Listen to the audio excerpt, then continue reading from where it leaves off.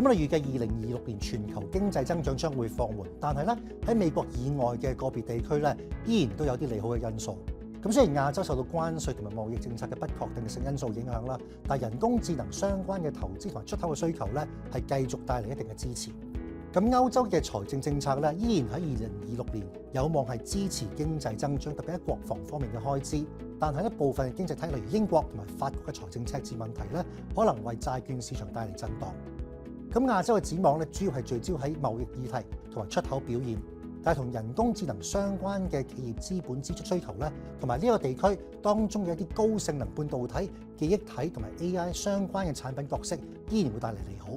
咁喺中國方面咧，喺第15個5年計劃嘅政策當中咧，係繼續推動高科技產品嘅自給自足，並且喺未來嘅5年之內咧，力求可以喺先進嘅技術領域得到一個主導嘅地位。目標喺地緣政治陰霾之下咧，提升製造業，並且咧係促進可持續嘅增長。咁總體而言咧，我哋預求全球嘅經濟增長將會喺唔同嘅地區出現更大嘅分野。財政政策喺個別嘅經濟體咧可以提供部分嘅支持，但係央行減息嘅空間咧，整體嚟講係相對有限。